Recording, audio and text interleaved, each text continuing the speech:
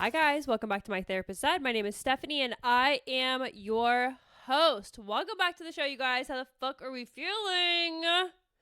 Happy fucking Friday. Today's episode, we're going to talk about gratitude.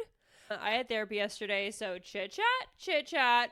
I need to talk about what I talked about in therapy, which was sitting with my feelings. Hate to see it. And then final, we're just going to share about Bubs a little bit. Bubs was a star this week. Enjoy.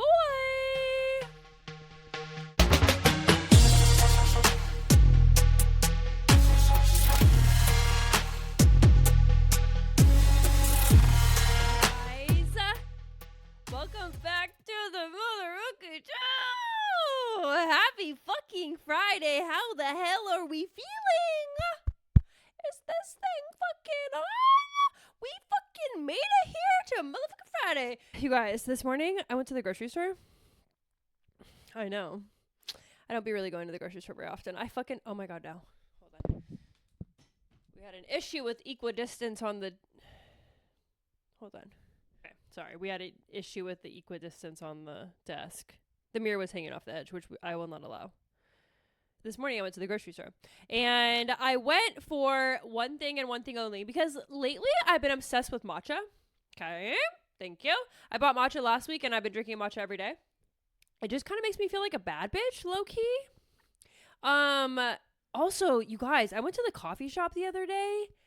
A matcha latte... $8.50. I was just staring at the board like this. I mean, I guess there's something that justifies that price, but that just feels like, I'm not going to compare it to a therapy session, but like, what? Like 4 of those would be an EAP session? I'm just saying, what 4 coffees is worth my 2 degrees, you know? All right. Like it just feels steep. Feels a bit steep.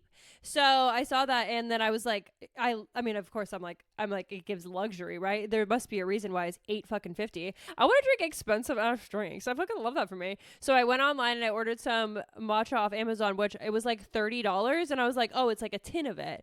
It's like, that'll last me forever. You guys, the tin is like, I'm holding up my fingers if you're not watching me on YouTube or Spotify. It's like maybe, I don't know, 5 inches tall. I was like, this is for, what is this? Matcha for ants? Do you guys remember Zoolander? Growing up, my horseback riding group loved Zoolander, so they used to quote it all the fucking time, and that's so funny. I should watch that movie. Anyway, I am on a matcha kick lately, so... This morning I was like, I'm out of milk. I've been doing it with oat milk and then a bit of sweet cream coffee creamer. Bitch. I'm like this. Oh my god, not me being a freaking barista. Add it to my list of skills, bitch. She can whip up some cheese fondue. She can make us a fucking $8.50 matcha latte. Okay, like this, the skills. Endless, bitch. So I need to go to the store. I need to get milk, and I told myself, Stephanie, just get milk. You don't need anything else. Stephanie, get milk and get anything else. And then I was like, but I kind of want to go to Trader Joe's, which. If I go to the regular grocery store, I have terror in my body. I have anxiety. I usually will leave in the parking lot because if there's anything that goes wrong, like I can't find a parking spot within the first loop, I'll just leave. If it's a little too crowded, I'll leave. If there's no baskets, only carts, I'll leave. Like there's certain things I can't handle about the regular grocery store, but I do fuck with Trader Joe's. And I get anxious in Trader Joe's. I do. But something about it just feels a little more comfortable, a little more predictable, and a little less scary. So I was like, okay, Steph, it's 8:30 in the morning. You were a bad bitch at yoga. What if you just continue this bad bitch train and you go to Trader Joe's and you show up like a bad bitch? Maybe you could get a little bit grocery shopping done because I needed to buy milk only. But I opened my refrigerator and I look like a single man. I look like a bachelor. Like there's literally like what? Like a leftover burrito from my DoorDash from yesterday. And that's it. That's it. Did I not tell you guys recently that I'm giving hot man recently? Yeah. If you look at my refrigerator, I'm also giving bachelor. I'm giving hot man. Like if you walked into my house, you'd be like, "Oh, this is a bachelor pad. There's no food here." And she's and what? Lighters in the pockets? Please. Could always be me. So I was like, okay, just go. I go to the grocery store. There's this bad bitch walking across the street looking so fucking cutie in this cute little yoga set. It was like hot pink. and which is not my vibe, but it was so her vibe, and I could feel that was so her vibe. And I was like, look at her at 8:30 in the morning, freaking walking across the street in her cutie little outfit. And I said, your outfit is so cute. You look adorable. And she said, oh my God, thank you so much. So already the vibes are good, right? So we're chit-chatting in the parking lot. We're complimenting girlies. It's a great start to the Friday. I walk in, I get some flowers, and honestly, I'm like, I could shop.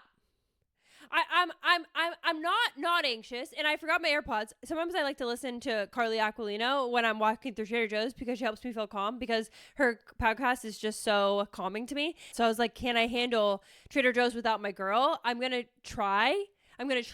So I start shopping a little, and then I start getting a little inspired. I'm not bragging. I was just like a little inspired. I was like, maybe a portobello mushroom? Okay, Dad?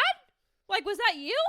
He used to barbecue portobello mushrooms for us with Italian dressing on them. And I put them in my cast iron skillet. Dad, did you hear that? Yeah, I have a cast iron skillet. That is my dad would be so proud of me. I don't know how to clean it though, Dad. And all I can hear when I'm trying to clean it is, you're doing it wrong. You're doing it wrong. That's all I hear when I'm trying to clean my skillet.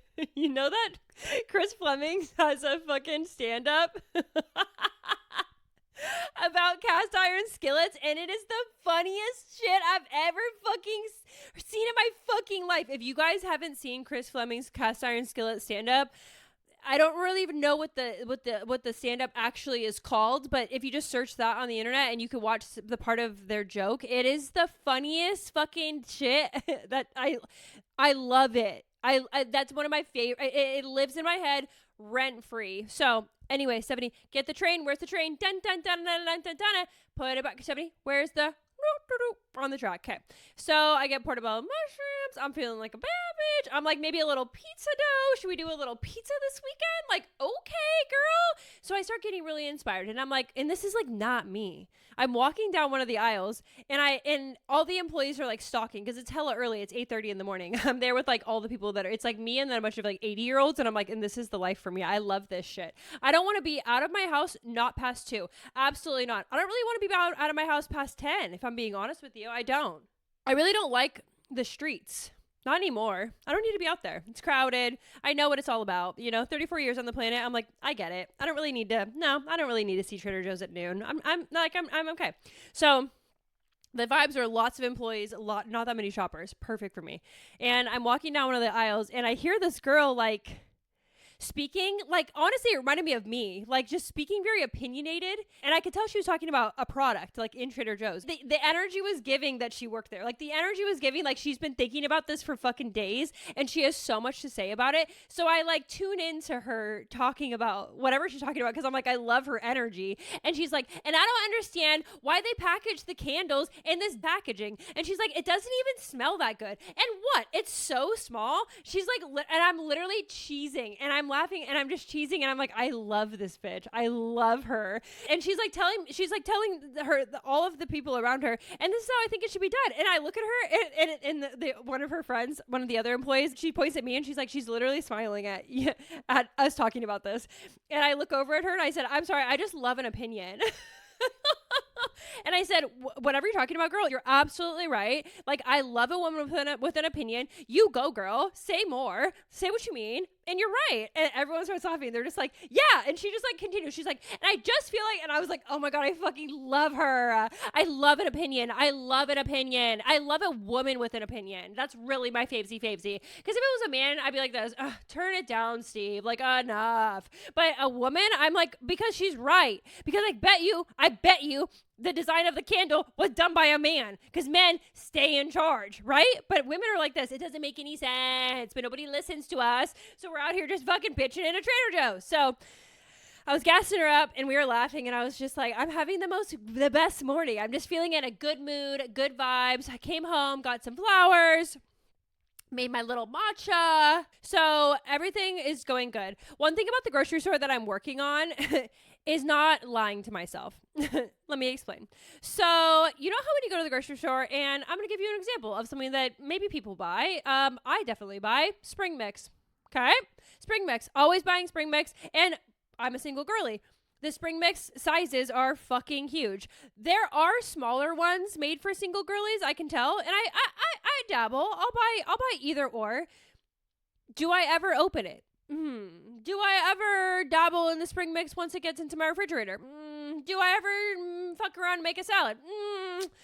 Rarely, okay? Rarely. Just this morning, I threw out spring mix, and I fucking feel bad about it, okay? I have the guilt. I have the shame. I'm like, 5 days ago is when it expired. Should I keep it? And then I'm like, girly pop, it's been 5 days past expiration. I don't think, but I'm like, I never even fucking opened it. Then I hear my parents yelling at me, Stephanie, you're so wasteful. Stephanie, I can't believe you didn't eat this. Stephanie this, Stephanie that, right?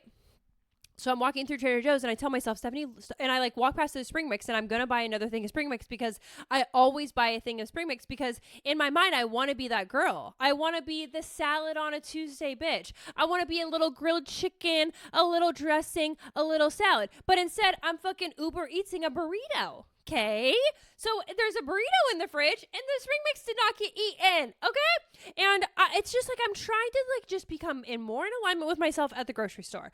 So I walk past the spring mix and I went to grab it and then I said, Stephanie, let's think about this for a moment, okay?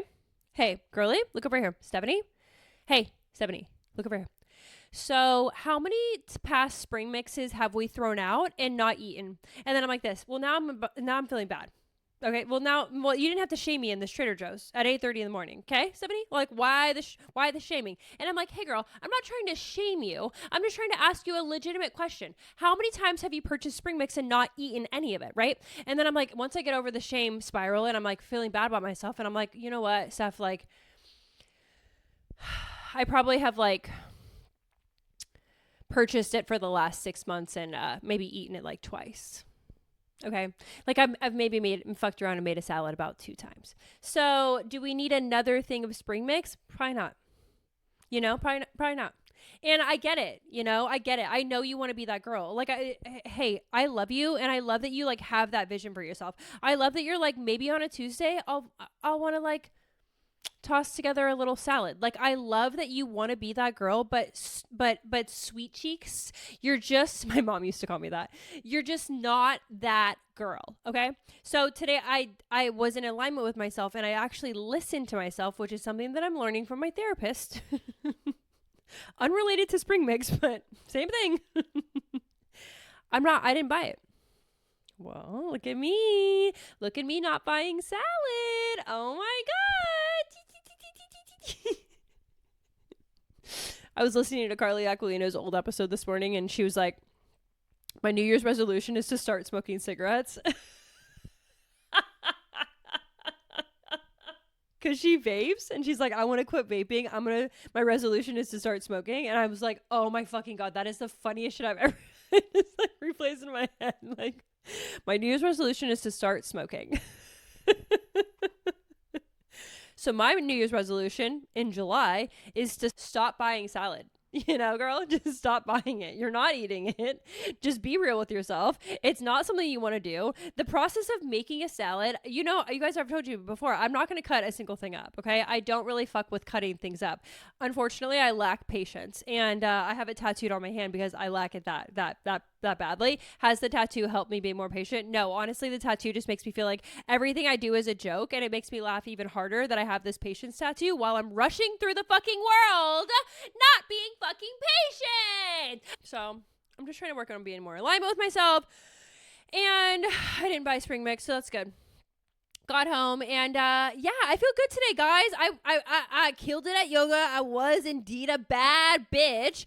I did side crow in shorts, bitch. And I told you guys, when I'm wearing shorts, it's a slip and slide. I can't do shit because you have to use your core. I don't have that. Whatever muscle I need to do the yoga poses that every other bad bitch in the room is doing, I don't have the muscle. But today I was like, just try it, girly pop. And I'm not bragging, but like, you guys, like the sun is coming up. I'm fucking doing a side crow with this, what? The sunlight? What? Not the sunlight beaming in, creating this beautiful, serene environment. And I'm what? With muscles? Please, could never be me. So I had a great start to my morning and I'm feeling really good today. I'm feeling really good today, which is really good because some of my podcast episodes, I'm like, you're such a fucking downer. But I'm like, sometimes I have downer stuff to share. I kind of had a downer life in a little bit, but then I don't have a downer life. I have good stuff happening to me too. So today I'm going to share the good stuff. I'm trying to focus on my gratitude, right? I know, because I listen back to my episodes, I do be focusing on the things I don't have, you know? Like I do talk about it a lot. I do talk about the ways in which I feel like, honestly, even when I think about like my circus mind, right?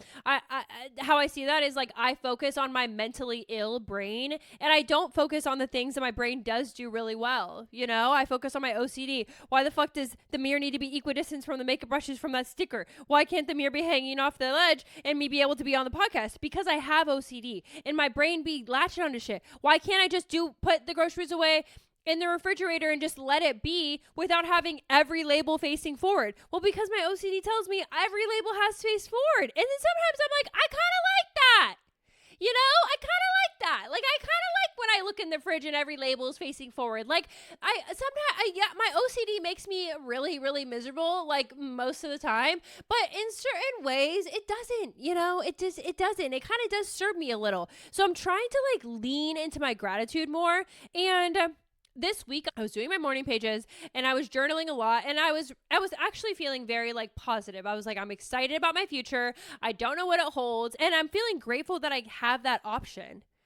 You know, I'm grateful that I have the option to not know. What a privilege. What a privilege to not live life exactly the same every single day for the rest of my life. I think I feel really grateful for that. So when I'm not in chaos, I am feeling really grateful. And I read something this week that really like solidified that for me. And it was, gratitude is remembering what used to be difficult,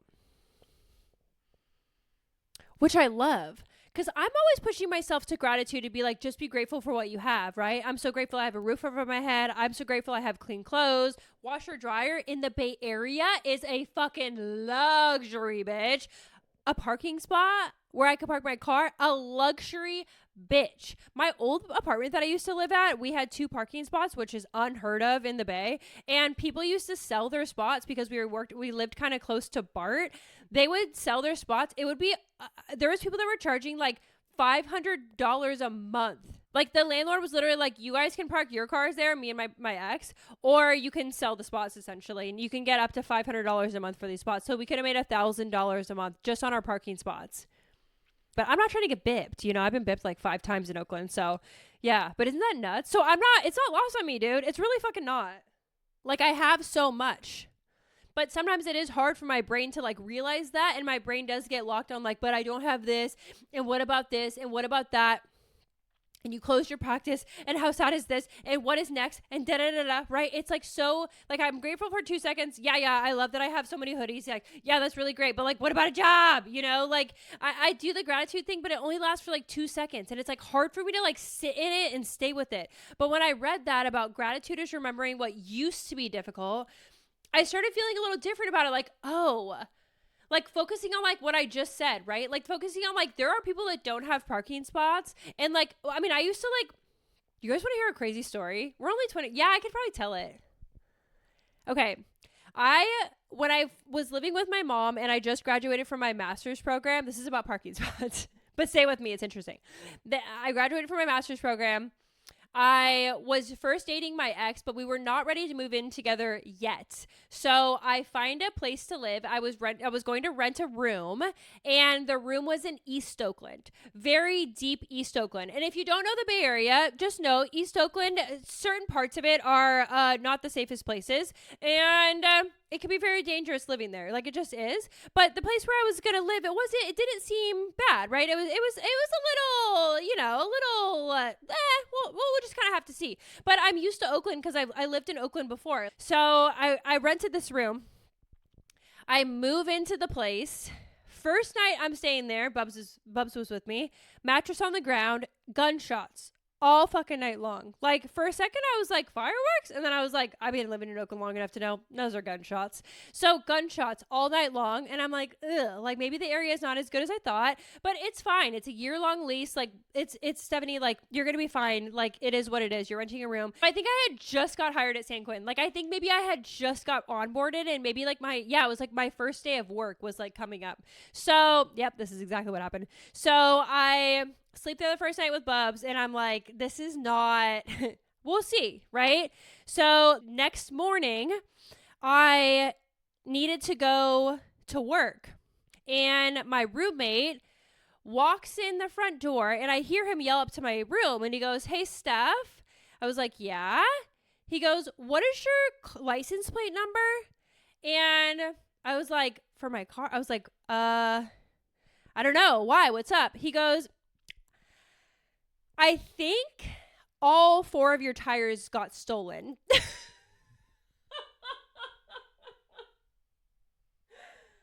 He's like, "But I'm not sure that it's your car." And I was very calmly like, "This is Oakland." Like, I was like, "Okay, maybe it's not my car." I walk outside, and my car, which was a Honda Accord, it was a newer one. Like, I had just bought it maybe like 6 months prior, and it's sitting on cinder blocks. They stole all my tires. I lived in this house for 1 day. 1 day. And I texted my boss, because it was my like first day of work. I texted my boss and I said, "Hey, I'm not going to be able to make it to San Quentin today because all 4 of my tires got stolen." And the process that happened after this was the most complex shit. Because here's the thing, guys. When you have a car with no tires, you can't tow it anywhere. So what I had to do was make a million phone calls, essentially, calling everyone, being like, "What do I do with this? What do I do with that?" Everyone's telling me, "I can't tow your car if you have no tires on it." Finally, I call a tow company. He said, "I can't tow your car without tires on it, but I have a guy that can lend you 4 tires and put the tires on your car to tow it to the shop to get 4 more tires." So there's a guy in the Bay Area. Honestly, it's a very niche business idea. Smart as fuck, especially in East Oakland. There's a guy, he charged, I'll never forget this, $1,400 for 4 tires to just borrow them, to like rent the tires just to get me 5 miles down the street. So I called the guy. He said, "I'll be there in an hour." This guy comes. He gives me 4 tires. He lends them to me so I can tow my fucking car, because other than that, there was going to be they were like, "Your car's on the street. I don't know what to do with this." Like, the amount of people I called my insurance company. I called tow trucks. I called everybody. I'm like, "Can anybody help me?" And they're like, maybe we could like put it on a flatbed, but they're like, "That's going to fuck up your car like really bad. Like, we don't actually know how to help you with this." And I was like, "We're in Oakland. I feel like this is not the first time this has ever happened. Why is nobody helping me?" And then finally that one guy was like, "Oh, I know a guy." And I'm like, "Okay, thank you." So it gets towed, whatever. And it gets the 4 tires put back on. And I literally was like, I don't want to live here anymore. Like, I expected this to happen. Maybe not the first night. Like, maybe not the first night. Now I'm not feeling super good about this. So I try to get out of my lease, and my roommate, what a fucking dick, wouldn't let me out of the lease. He said, "You signed a year." I said, "Yeah, I lived here for a day." He said, "You signed a year. You have to pay for a year." And for the next 4 months, I paid the rent and lived at my mom's house, because I didn't know what to fucking do, because this man was bullying me and being like, "You're not allowed to get out of this. Like, you just literally can't." So I wasted probably $6,000 with a deposit.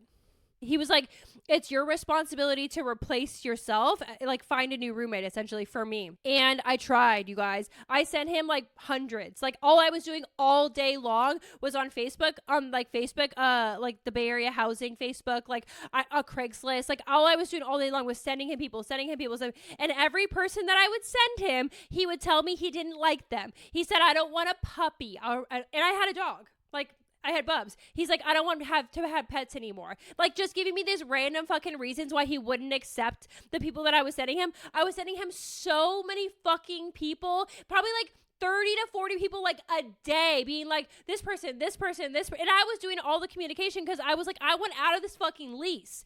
And he wouldn't let me out. He was just like bullying, just being like, "I will sue you for the money." Like, he was like, if you, that's fine. Like, you don't have to pay it, but I'm going to sue you for the money. And I even like consulted an attorney, and the attorney was pretty much like, "No, you signed a year. You need to pay for a year." It was so fucking stressful, you guys. I think it was like something like $1,600 a month for just that room. And after it was all done, I was like, kind of wanted to take him to small claims court, which I've never done before. I'm not the type. But after it was all done, I had realized that I spent like $6,000 because finally he accepted somebody that wanted to live there. So he let me off the lease like 4 months. I dealt with this for like literally probably 6 months. So on top of my car being fucked up, the damage, $13,000. The car was only like worth like 20 something.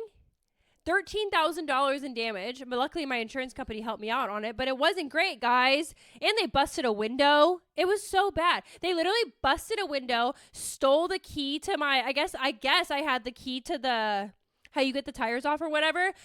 Bubs is so cute.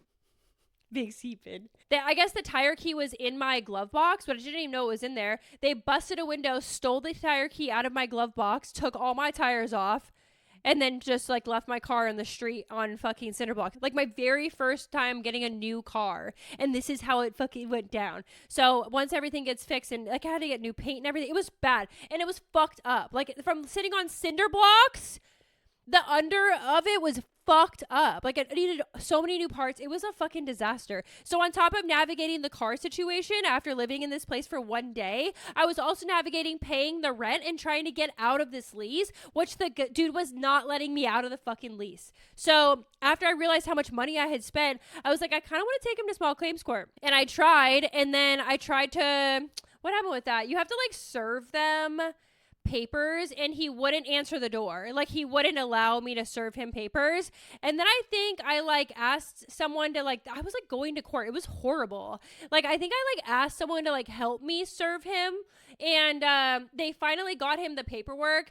And then I went to court one time. He didn't show up, and then my mom got diagnosed with cancer, and I dropped the whole thing. I was like, I actually don't have the capacity to navigate this or deal with this, and I just like ate the $6,000.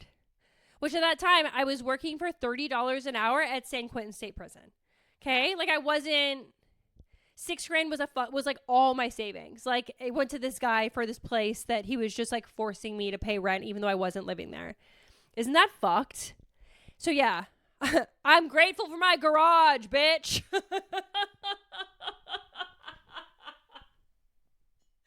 I say all that to say I'm fucking grateful for my garage, bitch. So that's how I want to start practicing my gratitude. You know, just focusing on like what used to be difficult is parking. What now is not difficult is parking. I'm grateful. I'm so grateful. Some part of that like just really helps too, because I love to focus on the things that like I like focusing on negative stuff. Sometimes it's just easier. My brain just like latches like, oh yeah, bad stuff. Like love that, right? So I feel like when I focus on like what used to be difficult, my brain's like, love it, you know? And that like coaxes me towards gratitude. Like it's like, hey, focus on like, remember when all your 4 tires got stolen off your brand new car? Yeah. Okay. Well, look, now, not that. And I'm like this, oh my God. I'm a little, what's up? Wait, what's that? What's this? Wait, hold on. What's this? What's this very subtle feeling? Is that, couldn't be. No. What? Gratitude? Is it gratitude? Is that 70? Holding gratitude? Really? However you have to get there, as long as you arrive, we're good, you know? Okay. I went to therapy yesterday, and we talked about my relationships. We talked about ghosting, all the things. And I updated her. I told her I texted that friend, and the friend, just to update you guys, didn't text back. That's okay. Honestly, that's best case scenario. I didn't really feel like being chewed out. Like when I said, like, what's she going to say? Like, you're the fucking worst. And I'm like, I'm not really in the mood. I don't really want to be told that. Like, I'm not really in the mood. So her not responding was totally fine and a completely reasonable response on her end, honestly. And I was telling my therapist about that, just like updating her. I love when I'm like, one thing I miss about being a therapist is like when I know my clients are going to like do something, I can't wait to hear the update. Like I'm like, I get like so excited for our next session because I can't wait for them to tell me. And they show up and they're just like, okay. And I'm like, like tell me the tea. Like I get so excited. So I was telling my therapist the update. And I wonder if she feels like that. I feel like maybe not. I get like really juiced for my patients. Like I get so immersed into their lives. Like I really do be thinking about them. I'm like, I wonder how it went. And she probably does. I feel like every therapist does. Because we hella care. Like on when I'm not seeing my patients, I really do be thinking like, I wonder how that conversation went. I can't wait to see them next Tuesday or whatever, you know? So, I miss that part. I've been missing it. I'm like missing being a therapist a lot lately. I posted a video recently that was like really emotional because I was just like having a really emotional day where like, what's going on with them? You know, like what's going on with them?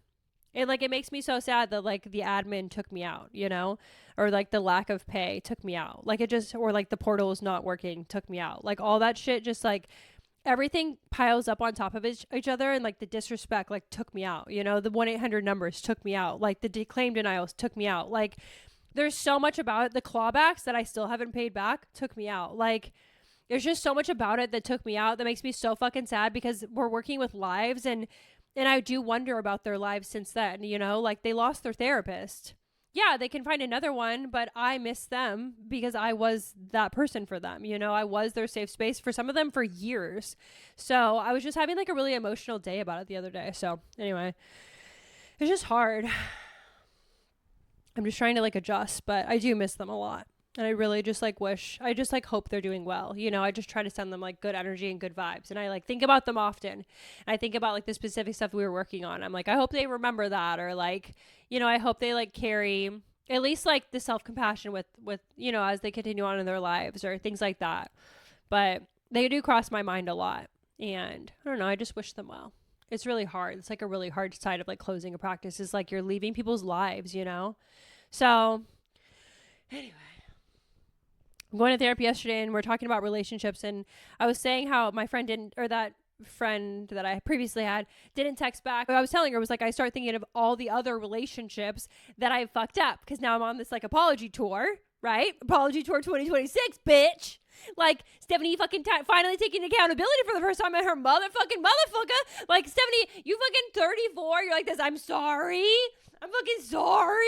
Like that. Stephanie, I'm sorry. Let's practice it together. I'm sorry. Hello. I'm sorry. My bad. Like Stephanie, practice it. Come on. My bad. Like you have to, you know, get used to it. But as I'm saying, I'm sorry on this apology tour, I do kind of feel by apology tour, I mean, I sent one. And, but I started to like rack my brain of all the people that I've ghosted. And I started to rack my brain of like all the people that I probably could like say something to, but don't really know how to navigate it. And she told me though, something around just like, she was like, to have feelings like that is one thing. You don't always have to act on it. And because I think I started to feel like, do I need to like say sorry to everybody? Like, is this the first person? But there's like so many other people because I be racking my brain. There's hella people, not hella, but there's other people that I could probably say something to because I didn't act in the most proud way. Like the water bottle guy. Like maybe I shouldn't have poured a water bottle on his head, you know? So then I started, yeah, maybe not, 70. Sorry. I was like 26. Sorry. It's not an excuse. I'm just like, I'm 26. It's not funny. It's not, you guys, it's not fucking funny. It's not funny. Stop laughing. It's not funny. Do not pour water on people's heads. It's not funny. It's not funny. I'm like to my friend, where is he? She's like, he left, Stephanie. He hates you. I'm like, oh. Add him to the list. It's no, stop. It's not. Stop laughing. It's not funny. Drink your matcha. It's not funny.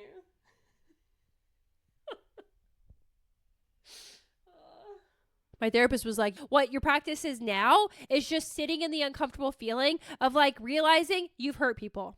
And not doing anything. I said, and not doing anything about it. And she said, and not doing anything about it. And she was telling me, she was like, I mean, this situation took you how long? 2 years to come back around and say something. But she was like, here's how you know that you're doing the right thing. And here's something that I want to share that I think would be helpful for you guys too.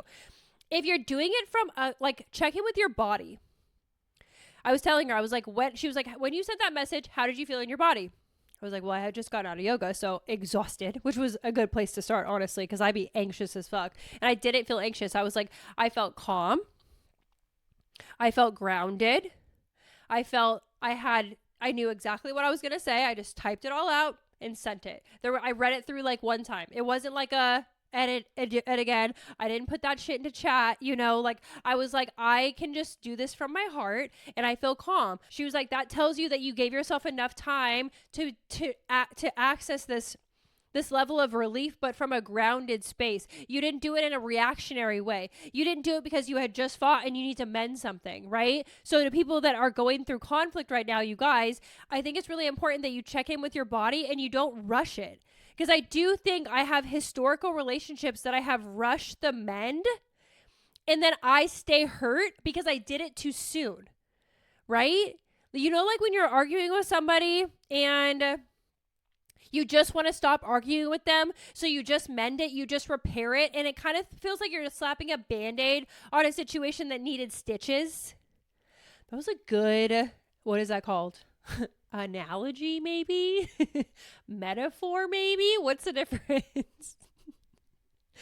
Bottom 1%, guys. I'm not street smart. Well, I got all my tires stolen. Am I street smart? Am I smart at all? I don't know.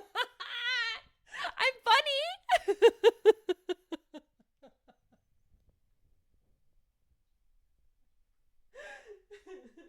Do you guys get that? I feel like you guys get that, right? Like sometimes when we try to just mend shit and we just try to repair it so we can just both feel better. Are we good? We're good, right? Yeah. I literally think of like things like been told this and I've said it. Like, I don't want us to fight, so we're good.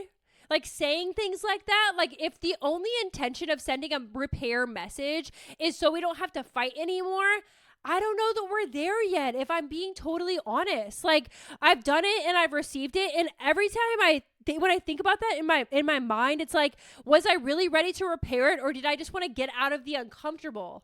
Right? Conflict causes a lot of uncomfortable feelings. We don't always have to mend it right in that moment. You know, and I do find myself, like when I think about past experiences, I have rushed that so many times. And what happens is okay, Amanda and Kyle on Summer House, stay with me, is a perfect example of mending arguments way too quickly.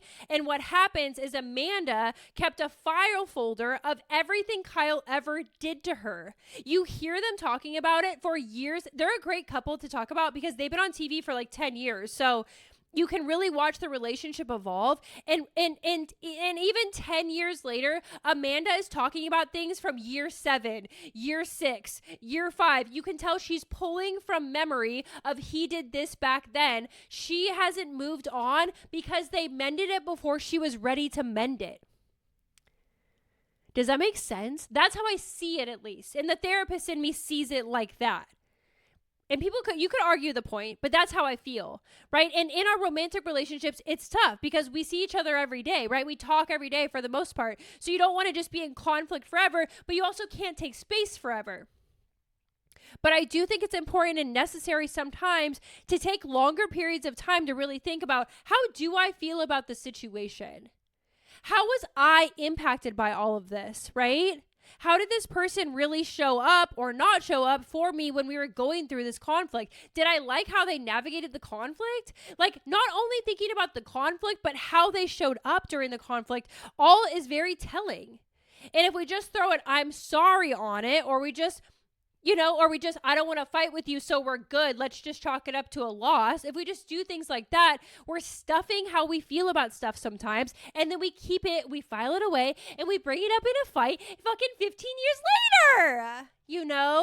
That's what keeps people stuck and they can't move on.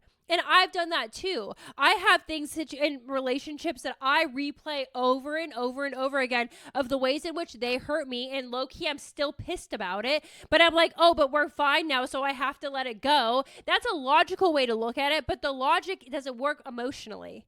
If emotionally I haven't let it go, but logically I tell myself I have to, you're just going to stuff it away in the file cabinet and it will come back out. It just will. That's just how we work. So I'm trying to get better about listening to my emotional side. Am I ready to send the message? If my heart starts racing, the answer is no. You can't just send the message for like an instantaneous feeling of relief, because that relief is temporary, my friend. That relief will exist for 2 seconds, but if you start filing away all the past hurt, we know we did it too soon. We weren't ready.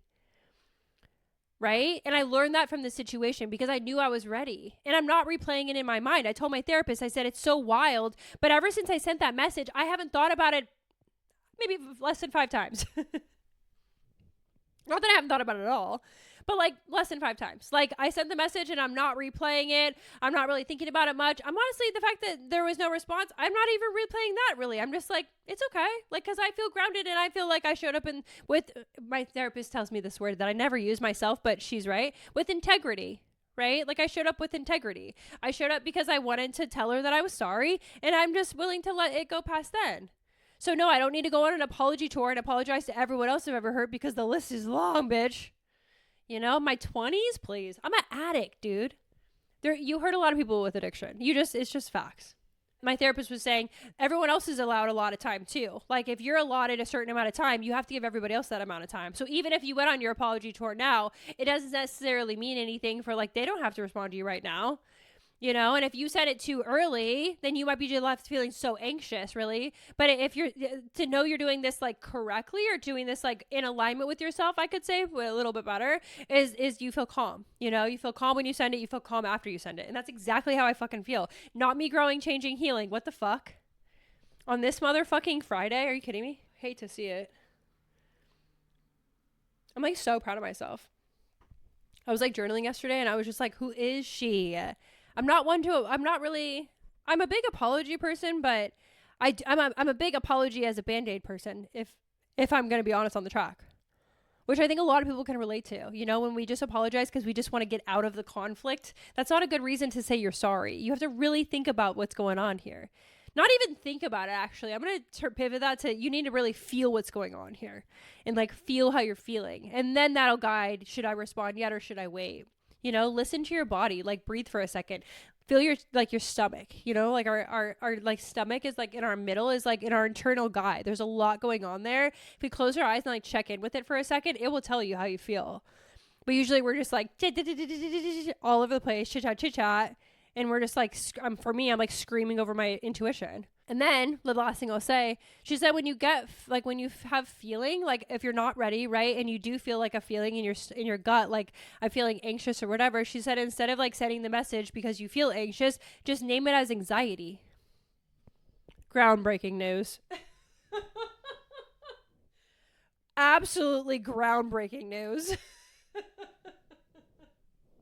So people are like, do therapists go to therapy? I'm like, yeah, dude, the therapeutic interventions, they don't really work to me. Clearly. All day long as a therapist, I'm like, just name that feeling. Well, with myself, I'm like, ah! Yes, therapists go to therapy, and this is why. I'm like, oh. So yesterday she was helping me. She said, how do you feel about that? I said, angry. She said, great job. And then I'm like, so what do I do? She's like, you name it and that's it. I'm like, anger. Okay. Like I'm trying to practice saying it out loud. Like just this morning, I woke up at 2:00 in the morning and I felt really anxious, but there was like feelings under that anxiety and I named it out loud. I was like, I feel so trapped was the feeling I felt. Why the drama at 2 a.m.? Good question. But instead of like doing anything about that, I just named it and I sat in it and I was like, okay, trapped. Okay.